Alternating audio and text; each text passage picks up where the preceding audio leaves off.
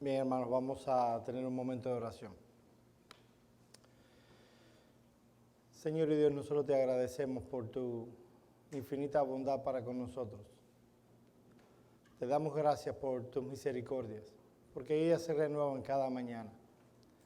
Te pedimos, oh Señor, que al considerar este tema, no solo tú nos des luz, que tú nos des entendimiento en lo que vamos a estudiar, sino que también nos ayudes a aplicarlo a nuestra vida y a vivirlo como iglesia. Mira que te lo rogamos en el nombre de Cristo. Amén. Pues vamos a comenzar a estudiar el capítulo 7 de la Confesión Bautista de Londres del año 1689. Y esta es una de las doctrinas cardinales de nuestra iglesia. El título como vemos ahí, del capítulo se llama El Pacto de Dios. Y el capítulo 7 está en un punto sumamente estratégico en la Confesión de Londres de 1689. El capítulo 7 está entre los capítulos... ¿Qué capítulo está el capítulo 7? ¿Entre qué capítulos? Entre el 6 y el 8, gracias. La pregunta tan fácil, yo dice, ¿cómo? A ver, el 6 ya lo dimos. ¿Cómo se llama el 6? Dilo alto para que lo... De la caída del hombre, del pecado y su castigo. El capítulo 8, ¿alguien sabe cómo se llama? Vaya. De Cristo el mediador. ¿Quién lo dijo? Está acabando. De Cristo el mediador. En el capítulo 6 se nos habla cómo el hombre cae, y en el capítulo 8 se nos habla de cómo Cristo redime un pueblo para sí. Ahora, eso no pasa en un vacío. De ahí que el capítulo 7, que es el que estaremos considerando esta mañana, nos habla el contexto en el que eso va a ocurrir, lo que pasa entre el 6 y el 8. La palabra pacto... Miren, espérense. La palabra pacto es fundamental ahí, debía haberlo puesto en mayúscula todo eso, pero bueno, las cosas pasan. Es una palabra que podemos encontrar con bastante frecuencia en la Biblia. Tan solo en el Antiguo Testamento se menciona unas 275 veces para hablar de un pacto. Y en el Nuevo Testamento aparecen unas 39 veces. O sea, ya de hecho, de tanta repetición debemos llegar a la conclusión de que es un término sumamente importante. De hecho, el capítulo de hoy nos enmarca como iglesia en una perspectiva teológica llamada perspectiva de pacto. Esta perspectiva se opone a lo que se conoce en teología también como el dispensacionalismo. Hoy no vamos a hablar del dispensacionalismo, lo vamos a hablar tal vez en algún momento, pero nosotros estamos en la posición de la teología del pacto. El dispensacionalismo, tristemente, es la perspectiva teológica que impera en gran parte de la iglesia evangélica. Y aunque es muy común encontrar iglesias dispensacionales, la gran mayoría lo es. Es una perspectiva teológica bastante novedosa, surgió en el siglo XIX. O sea, no es algo que la iglesia ha creído a través de los siglos. Sin embargo, ha sido adoptado por la iglesia. Yo quiero que notemos varias cosas antes de... hoy no vamos a ver el capítulo, yo quiero introducirlos a ustedes en el tema de la teología del pacto. Yo quiero que notemos algo en cuanto al título. El título, como dice, del pacto de Dios. Ahora, cuando nosotros vamos a la Escritura, nosotros vemos muchos pactos en las Escrituras. Vemos el pacto de Dios con Noé, el pacto de Dios con Abraham, el pacto de Dios con Moisés, el pacto de Dios con David. Ahora, habiendo tantos pactos en la Biblia, ¿por qué los autores de la confesión no le pusieron al capítulo los pactos de Dios? Porque hay muchos pactos que se celebran o que podemos encontrar en las Escrituras. Mis hermanos, los autores de la confesión pusieron del pacto de Dios intencionalmente, porque ellos están hablando de un pacto que corre desde Génesis hasta Apocalipsis, que es lo que nosotros conocemos, los que ya creemos la teología del pacto, que conocemos como el pacto de gracia. Déjenme hacer un paréntesis aquí en cuanto al pacto de gracia. Cuando uno va a la teología, lo digo para los más conocedores, cuando uno va a la teología, uno va a ver que hay personas que cuando hablan del pacto de gracia, confunden el pacto de gracia con el pacto de Dios con Abraham, sobre todo si son presbiterianos. Otros confunden el pacto de gracia con el nuevo pacto. Nosotros entendemos más bien, entonces, eso que creen que el pacto de gracia es el pacto con Abraham y el pacto o el nuevo pacto, le llaman al pacto que nosotros le llamamos el pacto de gracia, le llaman el pacto de redención. Se lo digo por si alguien lee y ve pacto de redención, sobre todo si es presbiteriano, está hablando de este. Pero yo estoy convencido, con algunos teólogos bautistas reformados, esto se llama, se me olvidó el término, pero esto es lo que lo creen la mayoría de los bautistas reformados que están comprometidos con la teología del pacto, en que el pacto de gracia es un pacto que fue realizado en la eternidad pasada entre Dios el Padre y Dios el Hijo. En las clases anteriores, sobre todo las que tenían que ver con las que diste tú, ¿cómo se llama? El decreto de Dios. Ahí también está en circular. El decreto de Dios. Nosotros vimos que el plan de redención es un plan que fue originado y orquestado antes de la fundación del mundo. Lo que estamos viendo en el pacto en la teología del pacto o en este capítulo es cómo se orquestó eso y cómo se aplicó en la práctica. Así que el pacto de gracia es un pacto realizado en la eternidad pasada y que es revelado a lo largo de la Escritura. Cada pacto revelaba algo acerca del pacto de gracia que tenía que ver con la redención del hombre. Ese pacto es culminado y da fruto en el nuevo pacto, pero comienza desde Génesis y culmina en Apocalipsis. Es un pacto eterno, sí. Es celebrado entre Dios el Padre y Dios el Hijo y es revelado en cada uno de los pactos. Cada pacto, y nosotros vamos a ver más adelante, más ampliamente eso, revela ese pacto. Lo otro que yo quiero, y es una deficiencia de la confesión, déjenme ver si ya por aquí estamos, no. Lo otro que yo quiero es que definamos lo que significa pacto, y es una de las deficiencias de la confesión. La confesión no define lo que es un pacto. Mis hermanos amados, ¿cuál es la definición clásica? Oigan, porque aquí hay estudiantes que saben mucho. ¿Cuál es la definición clásica de un pacto? Levanten la mano el que pueda responder esa pregunta. A ver, ¿cuál es la definición clásica de un pacto? Un convenio. Alguien que aporte algo más. A ver.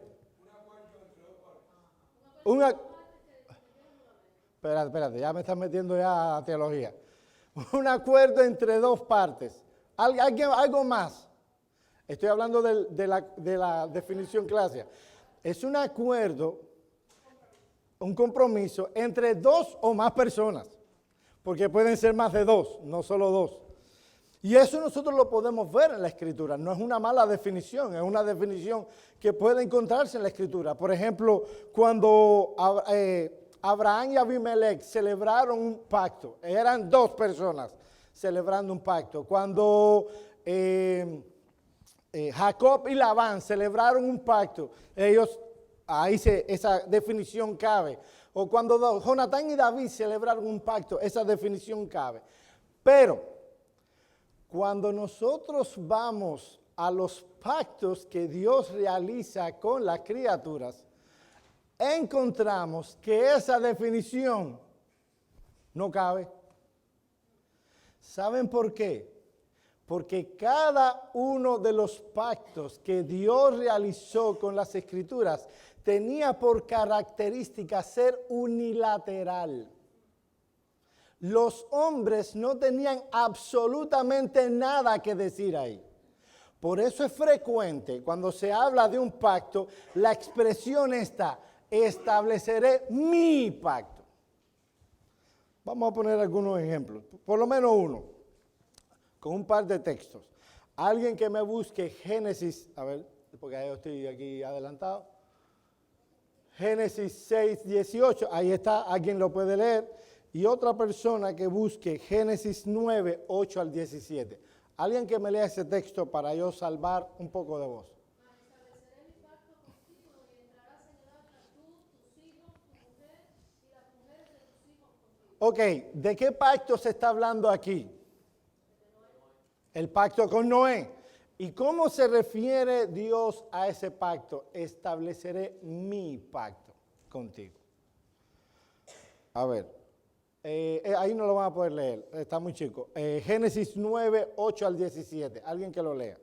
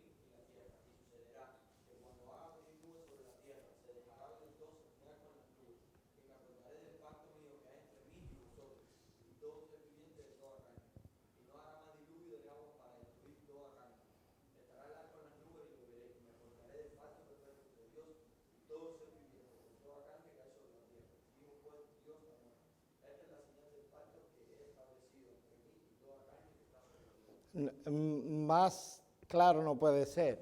Miren, yo establezco mi pacto, estableceré mi pacto, el pacto que yo establezco, me acordaré del pacto mío, el pacto que he establecido. Así que tenemos que cambiar la definición de pacto cuando hablamos del pacto de Dios. Porque cuando Dios hace un pacto con el hombre, Él no se sienta a la mesa a negociar con el hombre. Noten cómo Él dice que ese pacto era con Noé, con su descendencia, con los animales de la tierra. Y no vemos a Dios sentándose con los animales. A ver cómo yo hago las cosas que le gusten. Él pone sus condiciones, Él pone lo necesario para el pacto. Entonces, mis amados hermanos, ¿qué es un pacto? Yo propongo esta definición, por eso ya mi esposa estaba metiendo ya. Un pacto es una promesa a la que se interpone un juramento. En un pacto hay dos cosas importantes para que sea un pacto legal cuando Dios lo hace. Debe haber una promesa y debe haber un juramento. Por cierto, volviendo atrás, ¿alguien notó lo de me acordaré? ¿No le sonó raro? A Dios no se le olvida nada. Eso se llama antropomorfismo. Es cuando Dios, para dar una enseñanza al hombre, que el hombre pueda entender un poquitico cómo es Él, usa una de las características humanas, eso se llama antropomorfismo, para dar la enseñanza. No es que Dios se le olvida nada.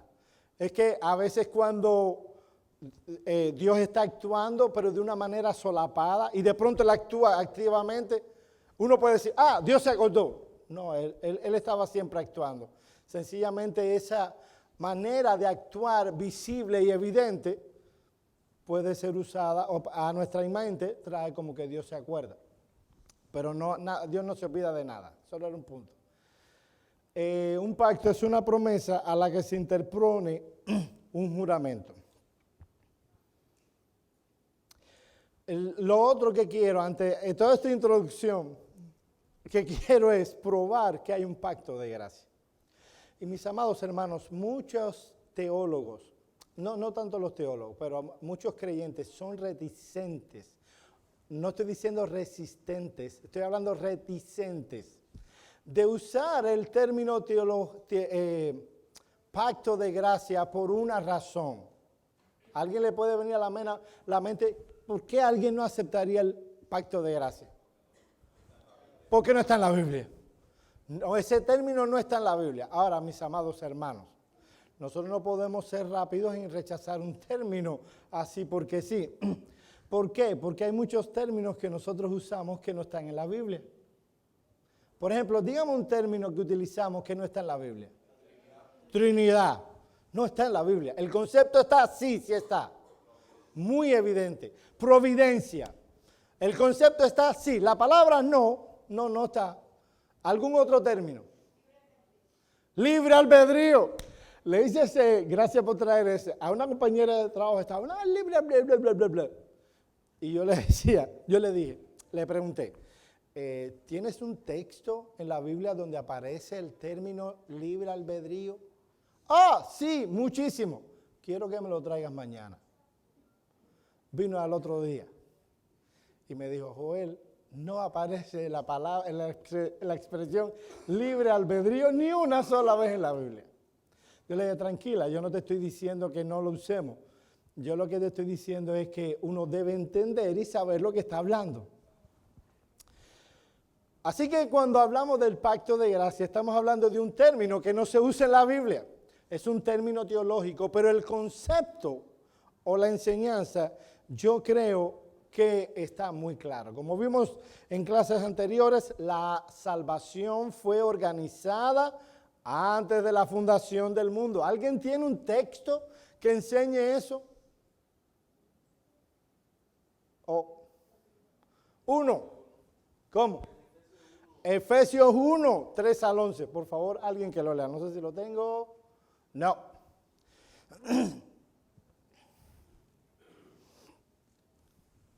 Efesios 1, 3 al 11. Bendito sea Dios y Padre de nuestro Señor Jesucristo, que nos bendijo con toda bendición espiritual en los lugares celestiales en Cristo, según nos escogió en Él antes de la fundación del mundo, para que fuésemos santos y sin mancha delante de Él. Ajá. En amor, habiéndonos predestinado para ser adoptados hijos suyos por medio de Jesucristo, según el puro afecto de su voluntad, para la alabanza de la gloria de su gracia, con la cual nos hizo aceptos en el amado, en quien tenemos redención por su sangre, el perdón de pecados, según la riqueza de su gracia. Todo eso que nos describe Efesios 1, 3 al 11, ¿cuándo pasó? ¿Cuándo fue determinado eso? ¿En qué parte de la historia? Bueno, en ninguna parte de la historia. Fue antes de la fundación del mundo. Nuestra historia comienza en Génesis. Pero eso fue antes de eso. En una transacción intratrinitaria, estoy usando hoy bastante terminología teológica, entre la Trinidad, en donde estuvieron involucrados ellos planeando. Es por eso, mis amados hermanos, que cuando vamos a Juan 6, 37 al 39, Jesús dice que los escogidos son aquellos que fueron dados a Él por el Padre. Juan 6, 37 al 39. ¿Hay quien que lo busque y lo lea, por favor? Dice, lo que el Padre me da, yo lo voy a salvar y le daré vida eterna.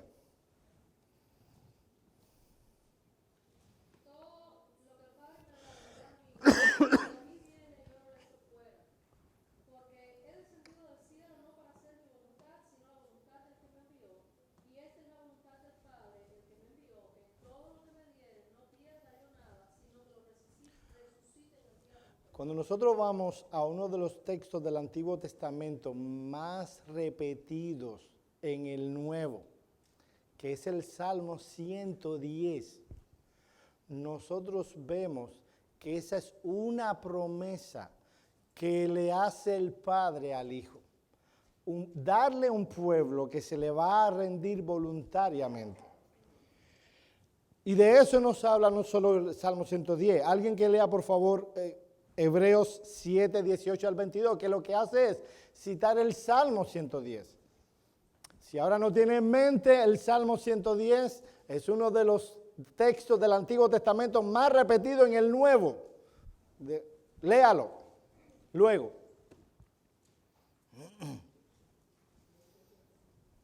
Sí. Porque ciertamente queda anulado el mandamiento anterior por ser débil e inútil, pues la ley nada hizo perfecto, y se introduce una nueva esperanza mediante la cual nos acercamos a Dios. Y por cuanto no fue sin juramento, pues en verdad ellos llegaron a ser sacerdotes sin juramento, pero él por un juramento del que le dijo, el Señor ha jurado y no cambiará. Tú eres sacerdote para siempre. Por eso Jesús ha venido a ser fiador de un mejor pacto. Noten cómo está hablando del pacto y el escritor de Hebreos está abriendo un poco la ventana para que nosotros veamos qué fue lo que pasó en la eternidad pasada entre la Trinidad. Y él dice que el Padre le juró al Hijo en el contexto de un pacto. Tú serás para siempre, tú serás sacerdote para siempre, según el orden de Melquisedec. Vamos a leer el Salmo 110, los versículos del 1 al 4, para que puedan tenerlo en mente. Sí.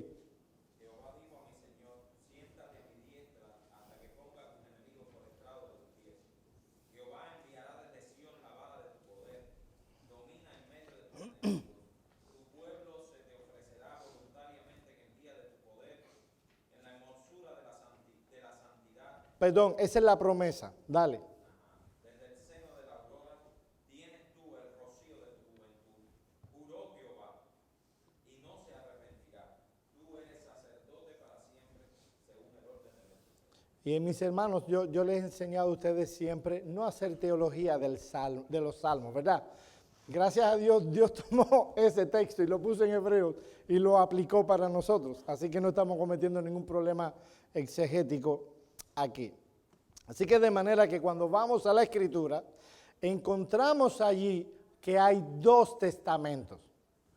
En este libro santo hay dos testamentos. ¿Alguien puede decirme cuáles son? El Antiguo Testamento y el Nuevo Testamento. Pero aunque ustedes puedan ver eso y una serie de pactos, todo cuanto corre en la Escritura es un pacto siendo revelado a través de los pactos. Y mis amados hermanos, lo que estamos enseñando hoy, que es la teología del pacto, es una manera de interpretar la Escritura. Cuando nosotros vemos y hablamos del dispensacionalismo, no es algo ligero. Porque si tú eres dispensacionalista, tú te vas a poner unas gafas y vas a ver la Escritura del color de esas gafas. Si tú tomas la teología del pacto, tú vas a ver la Escritura de otra manera. Y de ahí la importancia del tema que estamos considerando esta semana y la semana que viene. Escrituralmente hablando, ¿cómo nosotros vemos que todos esos pactos lo que hacen es revelar un pacto entre Dios el Padre y Dios el Hijo? Por dos razones. Porque todos los pactos que aparecen en la Escritura entre Dios y las criaturas se caracterizan por tener unidad orgánica. Y en segundo lugar, porque todos los pactos que Dios realiza en la Escritura con criaturas se caracteriza por tener unidad temática. No se ocupen, no se preocupen ni se afanen, yo les voy a explicar eso. Mis amados hermanos, todos los pactos que aparecen aquí de Dios con el hombre se caracterizan todos ellos por poseer unidad orgánica. Cuando hablamos de unidad orgánica de los pactos, nos referimos a que todos los pactos que Dios hizo con el hombre y que aparecen en la Escritura, su pacto con Noé, su pacto con Abraham, con Moisés, con David y ahora el nuevo pacto, dependen y surgen los unos de los otros. Los pactos divinos no son entes independientes como nos quiere hacer creer el dispensacionalismo. Todos son fases del crecimiento de una misma planta. Vamos a poner un ejemplo práctico. Yo tengo mi reloj. Alguno pudiera decir que mi reloj y yo tenemos unidad orgánica. Yo puedo tomar mi reloj, quitármelo, ponerlo, dejarlo en casa. ¿Y qué va a pasar con el reloj? Va a seguir funcionando. ¿Y a mí me va a pasar algo por no tener el reloj? Bueno, solo la incertidumbre de qué hora es. Pero orgánicamente hablando no me va a pasar nada. Lo mismo no me pasaría si a mí me cortan un brazo. El brazo no va a poder funcionar nunca más. Y yo, si me cortan la derecha, voy a tener que empezar a aprender a tomar los cubiertos con la izquierda. Hay un cambio, algo se afecta en mi ser y en mi naturaleza, porque mi brazo sí es parte orgánica de mí. Y así pasa con los pactos. Cada pacto depende y surge del anterior. Así que tú no puedes tomar un pacto y quitarlo, porque entonces todo el andamiaje de la Escritura va a perder mucho de sentido. Y tristemente eso es lo que pasa con el dispensacionalismo. Ellos quitan pedazos de la Escritura de tal manera que, por ejemplo, sobre todo si crees en el dispensacionalismo clásico, te dirán que los 10 mandamientos no tienen nada que ver con el creyente de nuestros días. Te van a decir inclusive que el Sermón del Monte no tiene nada que ver para el creyente. Es para cuando Cristo reine en el milenio. Y así van quitando cosas de la Escritura. Y cuando vemos muy poco o nada, porque inclusive el Sermón del Monte es en el Nuevo Testamento. No estamos hablando ni siquiera del Antiguo. Lo que estamos hablando es que la Escritura, y yo lo voy a explicar un poquito más adelante, es una unidad.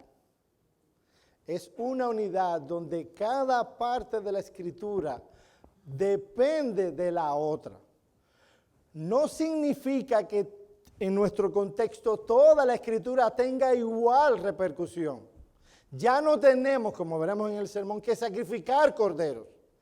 Pero hay muchos principios ahí que podemos extraer para nosotros y no simplemente decir, no, ya nosotros no sacrificamos cordero. Espérate un momentico, cálmate, relájate. Hay principios allí. ¿Por qué la oveja tenía que ser blanca, perfecta? ¿Por qué el sacerdote se lavaba las manos? ¿Qué es lo que pasa con todo lo del templo, las vestimentas de los sacerdotes? ¿A qué apuntaba eso? No es desecharlo y ya.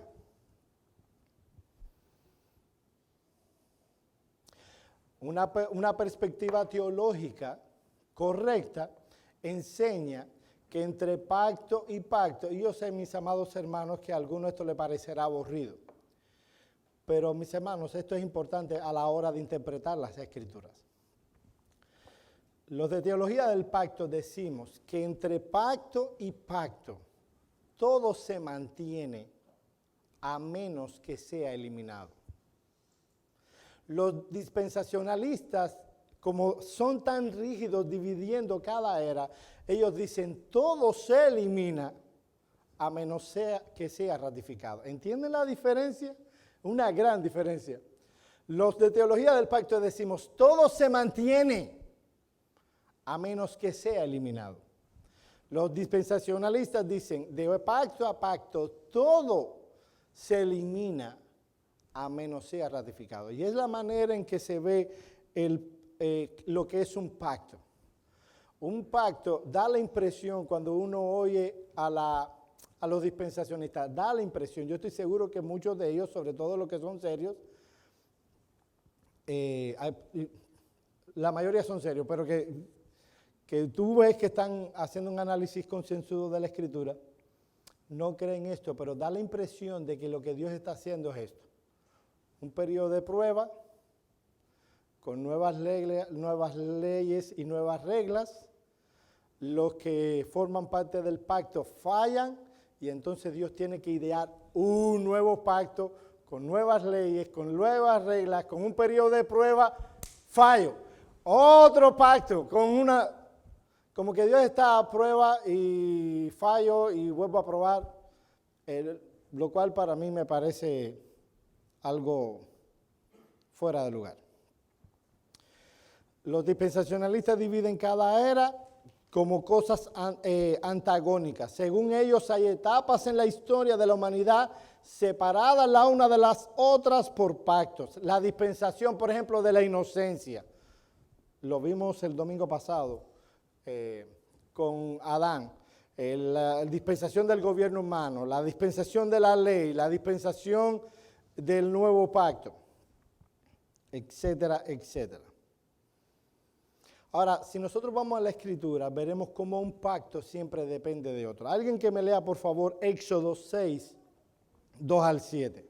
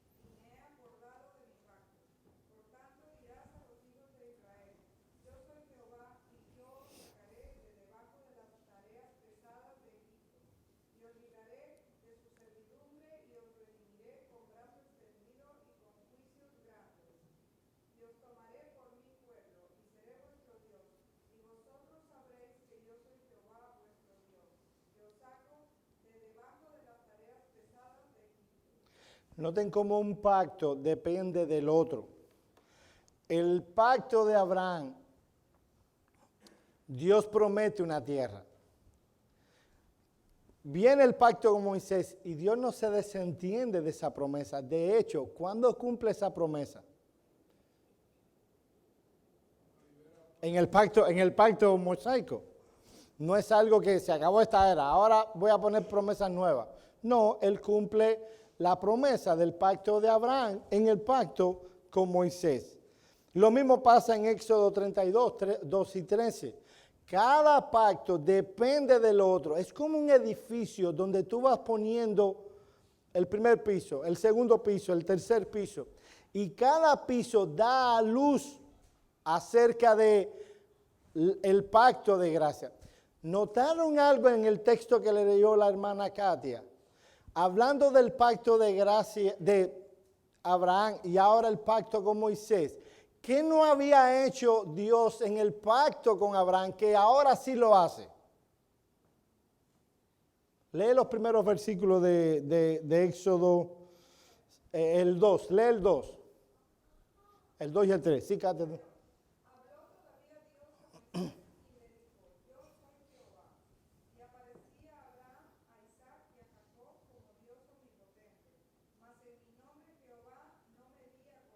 ¿No se dieron cuenta de algo? Él nunca le dijo a Abraham, a Isaac y a Jacob su nombre. Y ahora Él lo revela. Cada pacto revela más acerca del plan de salvación y acerca de Dios. Por eso no tengo ninguna envidia de Adán y Eva, por ejemplo. No que se paseaban, sí, pero nosotros tenemos hoy un entendimiento acerca de la persona de Dios, que los del pasado no tuvieron muchos de ellos.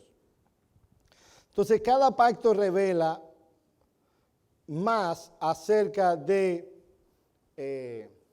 del plan de salvación. Y eso lo vemos también, para poner otra prueba, en Lucas 1, 69 al 75. Alguien léalo, por favor. Estos textos prueban que cada pacto depende el uno del otro. Hay una unidad orgánica, una planta en crecimiento. Y ahora nos va a hablar del nuevo pacto en relación con los pactos anteriores. Ustedes verán en el próximo punto a dónde nos va a llevar todo esto.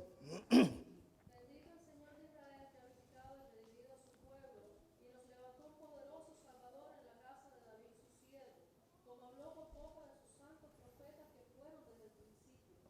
Salvación de nuestros enemigos y de la mano de todos los que nos aborrecieron, para hacer misericordia con nuestros padres y acordarse de su santo pacto, del juramento que hizo Abraham nuestro padre, que nos había de conceder, que librado de nuestros enemigos, sin temor le serviríamos, en santidad y en justicia delante de él, todos nuestros días. Noten que el cumplimiento de la venida del Cristo se hace en pactos anteriores y se cumple a cabalidad en el nuevo pacto. Ahora, eso no quiere decir que un pacto sustituya al otro. Un pacto sustituye al otro, como dice Hebreos 8:13, que al hablar Dios un nuevo pacto está dando por viejo el anterior y que lo que envejece está próximo a desaparecer. Pero no es que eliminó todo lo enseñado, sino que todo lo que persiste está en este pacto también. Se mantiene, a menos que sea eliminado. Ya no tenemos que vestirnos de cierta ropa para adorar, ya no tiene que ser en un lugar específico como Jerusalén, en el templo, pero se mantiene la adoración a Dios, la adoración solemne a Dios, a través del canto, de la lectura de las Escrituras, como pasaba en los pactos anteriores. Yo no sé si me he hecho entender hasta aquí. ¿Qué es lo importante de esto? Como ha dicho alguien, debemos entender que entre los pactos hay progresión y diversidad, lo mismo que unidad y continuidad. Cuando uno ve los pactos delante de sí, en las Escrituras, uno puede ver progresión y diversidad. Esa progresión es enriquecida por esa diversidad. Hay cosas que se revelan en un pacto que enriquecen la perspectiva de la salvación que el anterior pacto no dio. Hay progresión, se va a estar haciendo más evidente y son diferentes los unos de los otros, pero también hay unidad y continuidad. Si olvidamos esta expresión que yo acabo de decir, vamos a fallar en la interpretación de los pactos. ¿Alguna pregunta hasta aquí? Ok, yo había dicho, déjame ver, progresión y diversidad, lo mismo que unidad y continuidad, apréndanse eso, pero hay unidad temática en los pactos. Mis amados hermanos, lo anterior nos lleva a este punto. ¿Cuál es la unidad temática? ¿De qué estoy hablando cuando hablo de unidad temática? Que hay en toda la Escritura una sola promesa. Estamos hablando de una promesa salvífica, una sola. Espérate, un redentor y un solo medio de salvación. En toda la Escritura hay una sola promesa de salvación, hay un solo mediador para salvarnos y hay un solo medio. Ahora bien, en los diversos pactos que hay a través de la Escritura, encontramos diferentes regulaciones en cada uno de esos pactos, pero a lo largo de ellos hay una sola promesa que corre en la Escritura. ¿Quieren enterarse cuál es la promesa central de la Escritura y que corre a lo largo de todos los pactos? ¿Alguien lo sabe ya? No. Ricky, ¿tú te acuerdas de cuál es la promesa? Yo seré vuestro Dios, ustedes serán mi pueblo. ¿Quieren verlo? Génesis 17, 7 y 8. Preparen las manos ahí para encontrar rápido los textos. ¿Alguien más que busque Éxodo 25, 8. 25, 8.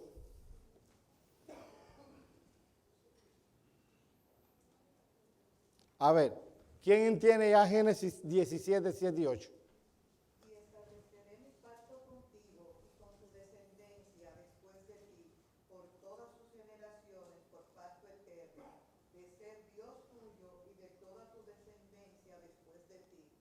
Y te daré a ti y a tu descendencia después de ti la tierra de tus peregrinaciones, toda la tierra de Canaán como posesión perpetua, y yo seré su Dios.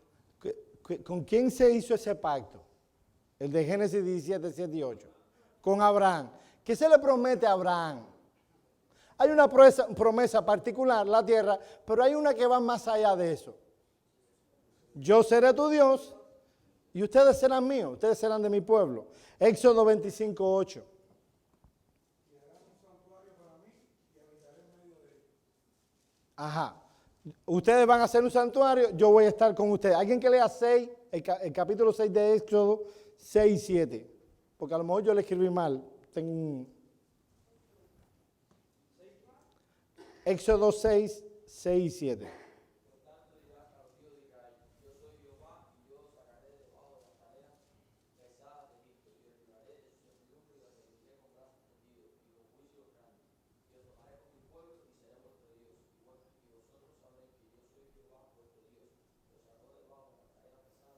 Ahí está. Yo los voy a librar. Yo voy a ser el Dios de ustedes, ustedes van a ser mi pueblo. Ese es el pacto con Moisés. El pacto con David, 2 de Samuel 7, 14.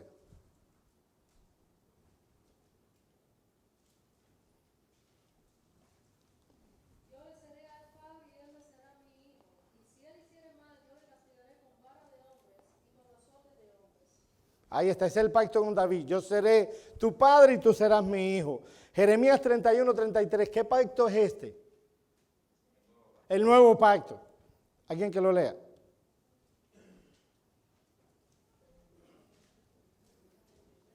Jeremías 31, 33. Un texto sumamente conocido. Este es el pacto que haré con la casa de Israel después de aquellos días, declara el Señor. Pondré mi ley dentro de ellos y sobre sus corazones la escribiré. Y yo seré su Dios y ellos serán mi pueblo. Es la misma promesa. Un paréntesis. ¿Con quién será el nuevo pacto? De acuerdo a ese texto, ¿con quién será el nuevo pacto? Con la casa de Israel. ¿Saben a dónde llegan algunos dispensacionalistas a decir que el nuevo pacto no tiene nada que ver con nosotros? Cuando nosotros vamos a Hebreos, nosotros vemos que ese nuevo pacto se realizó con la iglesia. Pregunta, ¿Dios falló en Jeremías 31, 31? No, esa es la razón por la que Pablo dice en Romanos que nosotros somos, en Gálatas, que somos el Israel de Dios. Que dice en Filipenses que los verdaderos adoradores no son los que están circuncidados en la carne, sino que en espíritu sirven a Dios. Esos son la verdadera circuncisión, dice Pablo. Sí. Eso también es verdad.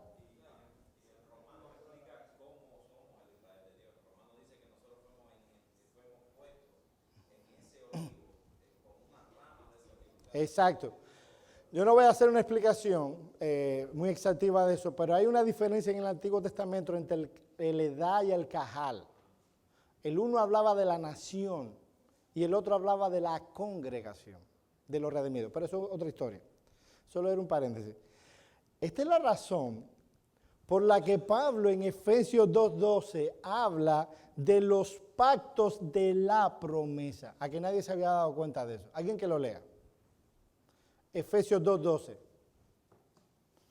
Pone los pactos en plural y la promesa en singular.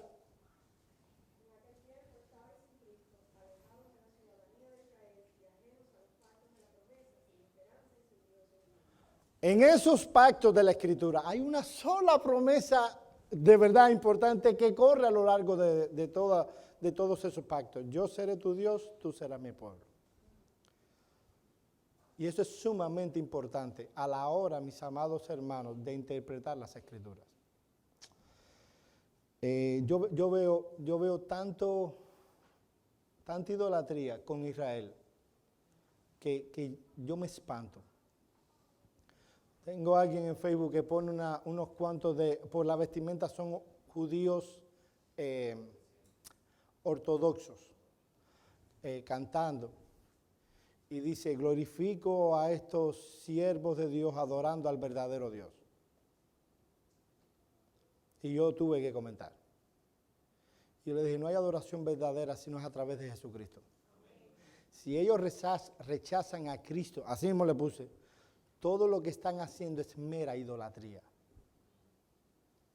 No hay adoración verdadera sino a través de Jesucristo. Se ve personas que la semana pasada celebraron la marcha del Oriente más grande pro-gay. Y uno dice, bueno, es que lo que dice Jesús, que tomará la viña y se la dará a otros, se está cumpliendo. Pero ese es otro tema, sí.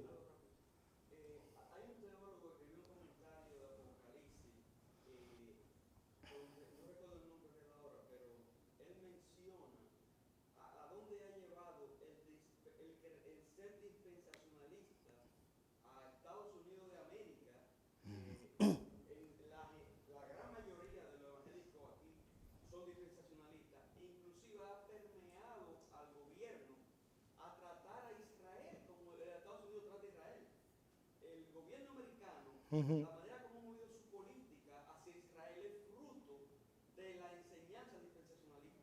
Exacto. Eso lo mantiene como algo sagrado y ellos creen que ese es el pueblo de Dios y hay que protegerlo, etc. Y es fruto De eso. Sí, es así. de esa convicción que ellos tienen y ha permeado al gobierno americano. Y mis amados hermanos, yo admiro la entereza y la cultura hebrea. Yo la admiro. O sea, no es que yo no soy antisemita, para nada. Admiro mucho eso. Eso es una cosa. Y ver cómo muchos creyentes van al río Jordán a bautizarse. Ya estamos hablando de creyentes que llevan años bautizados. No están poniendo eso en un... los israelitas están haciendo un negociazo con eso, pero bueno, eso es otra historia. Van allí a bautizarse. Es interesante. Y los que traen agua, tierra, mira, si tú traes tierra para tenerlo en un eso, mira, aquí fui a Madrid, la tierra de Madrid. Y aquí es la tierra espérate, déjame ponerla de penúltima. La tierra ¿de dónde? De Inglaterra, cerquita donde enterraron a Spurgeon. Y esta es la tierra de Guira y Melena, no sé si la han visto, roja. Ahí. Y aquí, la tierra de Jerusalén, no tengo ningún problema. Pero déjeme decirle que Israel no es tierra santa. Eso es un invento católico romano. Sí.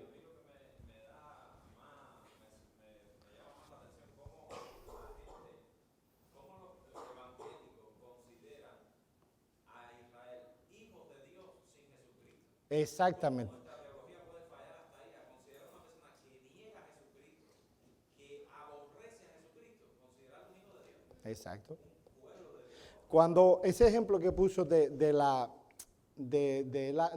la higuera, que fueron injertados, no está hablando de la nación, está hablando del remanente escogido, de los israelitas cristianos que han sido salvos por medio y a través de Cristo, y de los gentiles cristianos que han sido injertados en ese Israel. Por eso Pablo le llama a la iglesia el Israel de Dios. No un Israel humano, el Israel de Dios. Y hay demasiada evidencia bíblica, pero eso es para otro día. Hay una promesa a lo largo de toda la Escritura. ¿Cuál es? Oye, espera un coro ahí. Yo seré tu Dios, tú serás mi pueblo. Hay un solo Redentor, el Señor Jesucristo. Hebreos 9:15. Así que por eso es mediador de un nuevo pacto, el Señor Jesucristo, para que interviniendo la muerte para la redención de transgresiones que había bajo el primer pacto, los llamados reciban la promesa de la herencia eterna.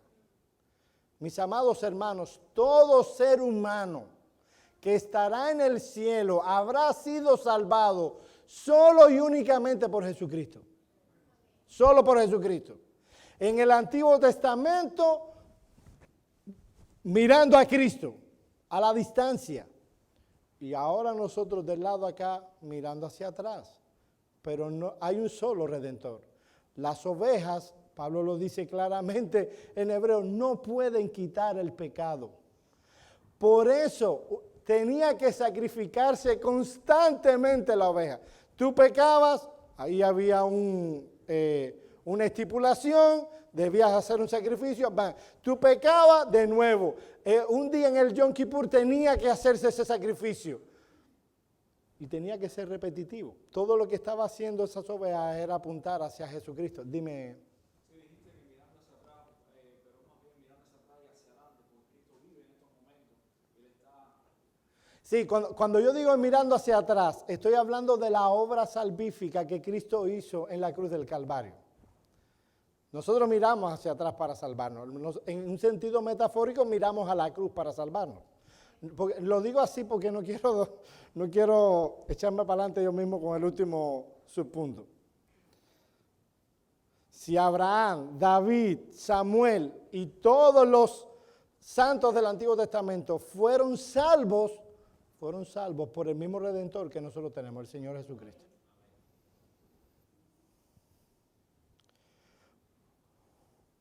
Y en último lugar, un solo medio de salvación.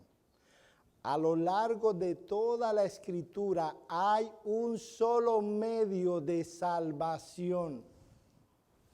¿Cuál es? La fe. Un solo medio. Los santos del Antiguo Testamento se salvaron por medio de la fe. Nosotros obviamente nos salvamos por medio de la fe. Ellos no podían salvarse por las obras. Nosotros no podemos salvarnos por las obras. ¿Alguien tiene un texto que ejemplifique lo que yo estoy diciendo? No, sí, eso de nosotros. Hay un texto que enseñe que los santos del Antiguo Testamento se salvaron por la fe. ¿Cómo? En Hebreos capítulo 11. Qué bueno, me lo dijeron casi a coro. Hebreos.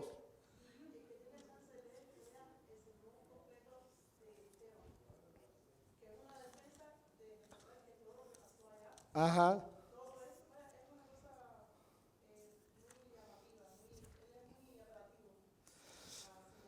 ¿Saben lo que pasa, mis amados hermanos?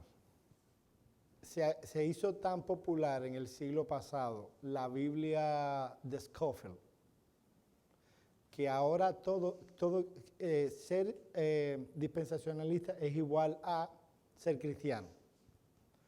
Y la postura de la teología del pacto viene de mucho más atrás. Viene de mucho más atrás, viene del siglo XVI. Entonces, no es que, pero tampoco es tan vieja. No, es que las declaraciones teológicas fueron por partes. Primero definió la Trinidad y demás, y ya llegó el punto de definir estas cosas. Pero miren Hebreos 11, versículo 4. Por la fe, Abel ofreció a Dios un sacrificio superior al de Caín. Versículo 5. Por la fe, Enoc fue trasladado para no ver la muerte. Versículo 7. Por la fe, Noé, habiendo sido advertido por revelación acerca de cosas que aún no habían sido vistas, movido por temor reverente, preparó el arca para la salvación de su familia. Ustedes se pueden imaginar ese evento, que de pronto Dios le diga, hey, construye un arca que yo voy a juzgar todo este mundo. Y él lo construyó. ¿Por qué? Dice el escritor de Hebreo. Por la fe, porque creyó en Dios. Creyó lo que Dios dijo. Versículo 8. Por la fe, cuando fue llamado, obedeció para salir del lugar a donde había recibido. Versículo 13, conforme a su fe murieron todos estos sin haber recibido el cumplimiento, pero fue por la fe. Versículo 17, por la fe Abraham, cuando fue probado, ofreció a Isaac. 20, por la fe Isaac. 23, por la fe Moisés, etcétera, etcétera. Fue por la fe. Por eso, mis amados hermanos, no podemos ser rígidos separando una era de otra. Porque hay una unidad orgánica a lo largo de la Escritura. Hay una unidad temática donde hay una sola promesa, hay un solo redentor y hay un solo medio de salvación, la fe.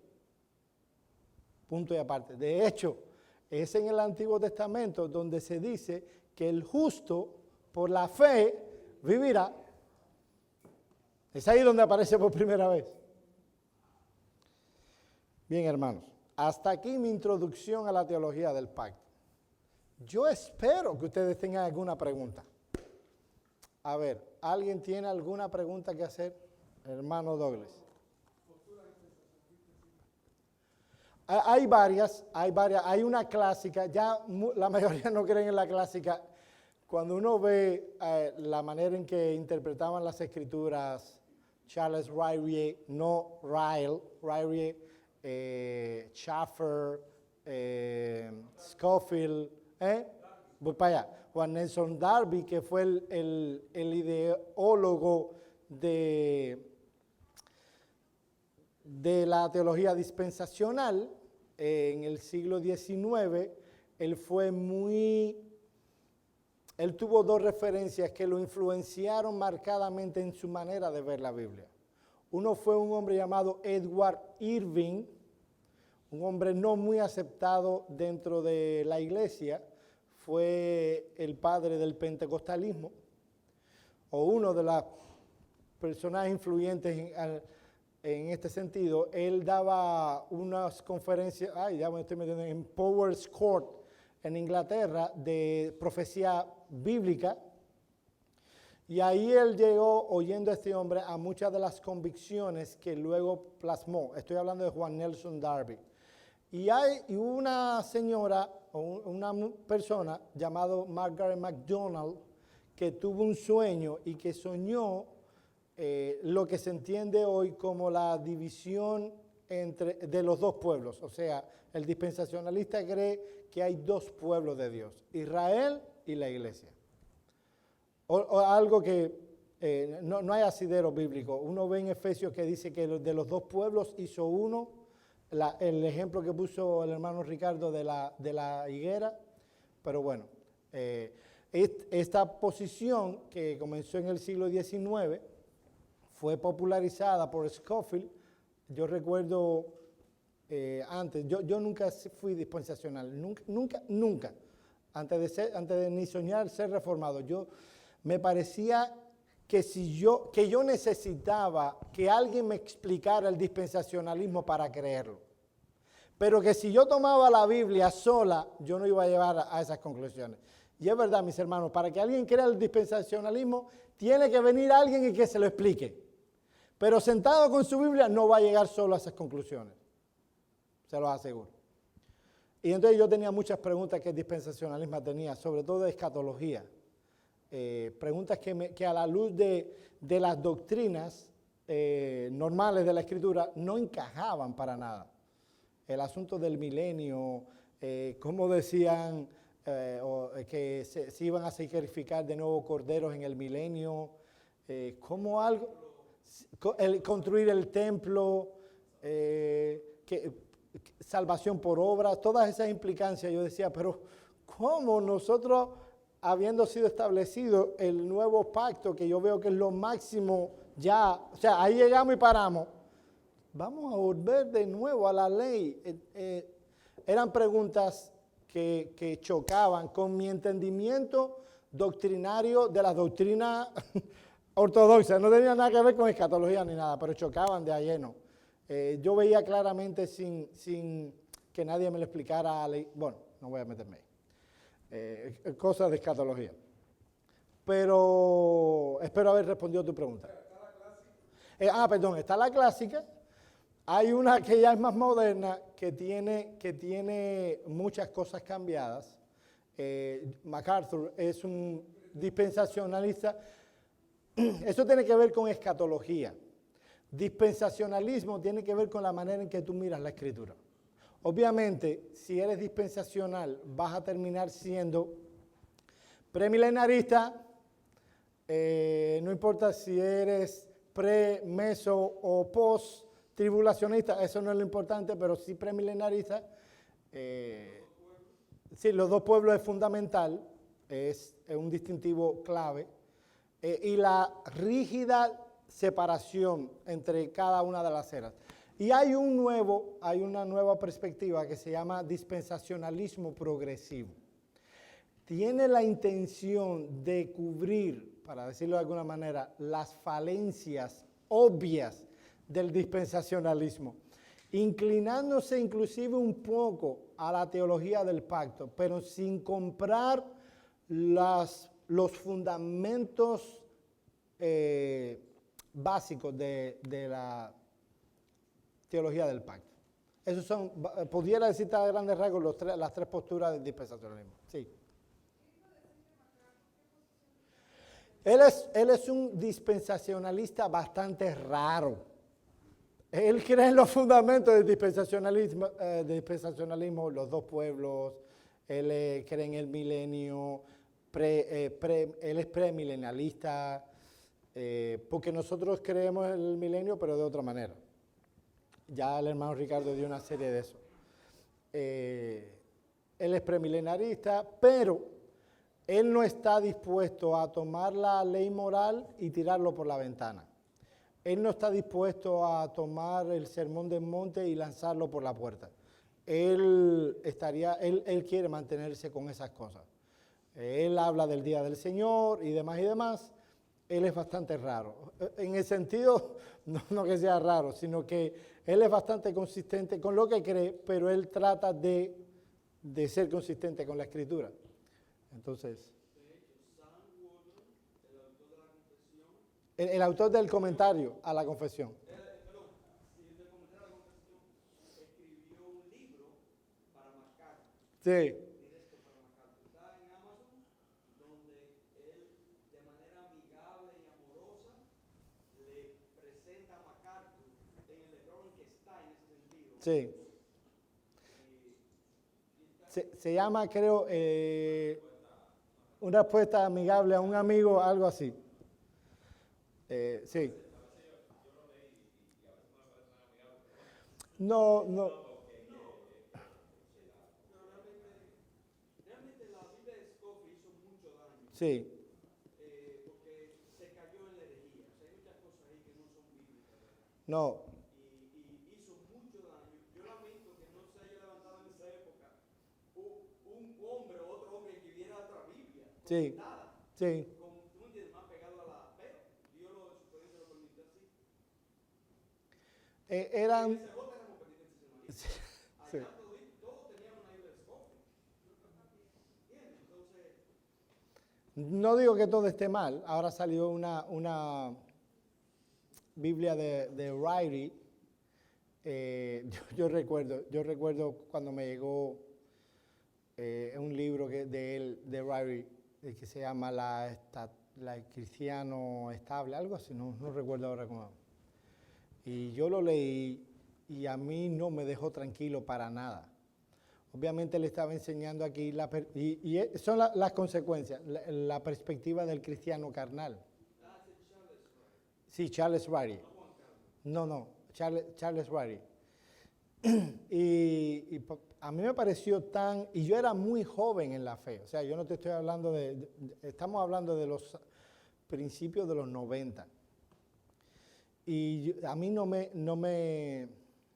no me tragaba eso. Y había un hermano que sí era fan a todo eso.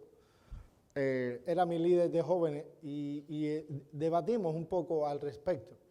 Aún en el seminario, luego él llegó al seminario y llegó y debatió con algunos, porque eso va en contra de un principio bautista que se llama la soberanía de Cristo. No. Bueno, que Cristo es el Rey en la vida del creyente, que uno no puede, y ahí era donde estaba la distinción, decía él que uno debe primero aceptar a Cristo como Salvador y luego aceptar a Cristo como Rey, porque obviamente él ve el milenio como que Cristo es donde reina, ahora no reina, o reina de una manera muy solapada, pero él va a reinar como tal en el milenio. Entonces, Cristo ahora es el Salvador, él reinará en el milenio, y cuando tú llevas eso a la vida, entonces llegas a conclusiones como esas. No, tú tienes que, hay creyentes que tienen a Cristo como Salvador, pero no tienen a Cristo como Señor. ¿Y cuál es la conclusión de esa? Bueno, el cristiano carnal, yo puedo ser cristiano, vivir una vida pero Cristo es mi Salvador. No, espérate, el asunto es que todavía Cristo no es mi Señor. A lo mejor en el futuro, Cristo llega a ser mi Señor. Lo cual para mí me parece fuera de la Escritura completamente, pero bueno. Exacto. Mire, para que vean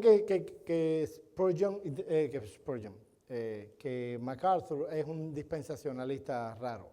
Él escribió en respuesta a esos libros, a esa perspectiva de cristiano carnal, un libro que se llama, nosotros vendemos un par de ellos, El Evangelio según Jesucristo, creo que fue el primero que escribió. Y entonces lo querían matar los dispensacionalistas, porque obviamente él defendía ahí, y está muy claro en la Escritura, tú no puedes aceptar a Cristo como Salvador y no como Señor. Si tú vas a recibir a Cristo, tienes que recibirlo completo, Señor y Rey, Señor y Salvador. Entonces lo empezaron a acusar de enseñar lo que es nuevo, salvación por señorío. Esto es todo otra historia.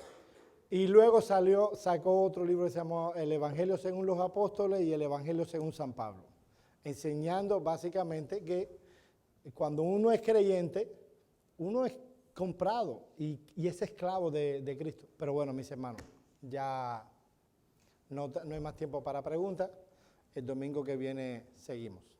Vamos a tener un momento de oración y vamos a tener un receso. Señor y Dios, nosotros te damos gracias por tu palabra. Te pedimos, oh Señor, que tú cada vez más nos des luz y entendimiento en lo que ellas enseñan. Porque nosotros queremos no solo creer lo que es verdad, nosotros queremos vivir la verdad. Ahora permítenos que en este tiempo de descanso nosotros podamos edificarnos los unos a los otros y tener comunión los unos con los otros. En el nombre de Cristo oramos. Amén.